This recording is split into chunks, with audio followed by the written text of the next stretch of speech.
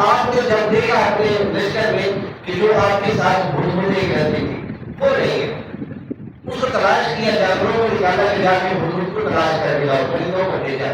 بارہ جب ہدہد واپس آئی اس نے کہا کہ میں وادی سبا سے آ رہی ہوں، وہاں پر ایک عورت حکمرانی کرتی ہے جس کا نام ہے بلقیس، اور وہ تمام کے تمام جو قوم ہے وہ سورج کی پوجا کرتی ہے۔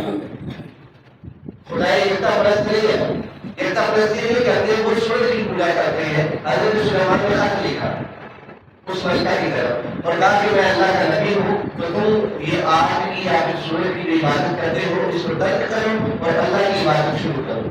ملکہ بلقیس نے اپنی مشکلوں سے مشورہ کیا کہ یہ کیا ماجرا ہے۔ انہوں نے کہا کہ آپ کو اس پر ایمان لانا پڑے گا، ایمان لائے تو ہماری سرداریاں جائیں گی، نہیں تو اس کو ہم سزا دیتے ہیں۔ بلکہ بلقیس نے کہا کہ میں ایسے کرتی ہوں کہ وہ باقی اللہ کی نہیں ہے، اپنا لشکر لے کر طاقت ظاہر کرنے کے لیے وہ روانہ بھی پہلے اس نے تحفے دیتے اور تحفوں میں سونے کی اینٹیں، غلام اور غلام بھی سونے کے لباس چھوڑا لے، اس طرح کے انہوں نے بہتر تحائف حضرت سلیمان کو لینے سے منع کروا دیا۔ پھر وہ اپنے لشکر کے ساتھ آئی اور آ کر جب اس نے فرش دیکھا، شیشے کا فرش بچھا ہوا، وہ پریشان ہو گئی کہ یہ کیسے ممکن ہے، اتنے ٹیکنالوجی کام تو کیسے شیشے کا کی پیداوار ہے۔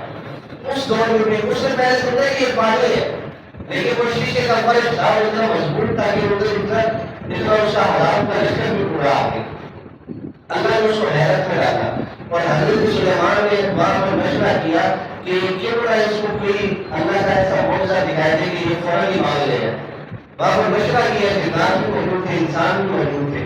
قرآن میں ہے کہ اللہ کا ایک نیک بندہ بھی وہاں پر موجود تھا۔ یہاں سے پتہ چلتا ہے کہ اولیاء اللہ طاقت رکھتے ہیں ایسی۔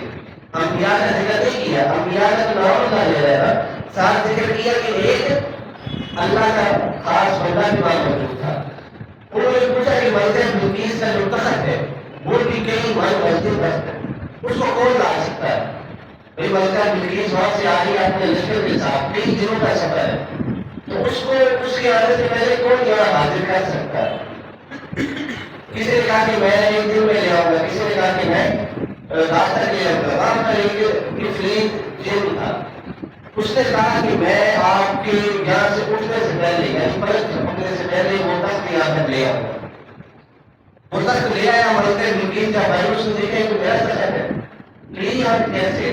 وہ معجزے کے بارے میں دریافت کیا اور اس نے اللہ نے اس کو ہدایت دینی تھی، وہ بھی ایمان لے اور اللہ کی عبادت شروع کرتا۔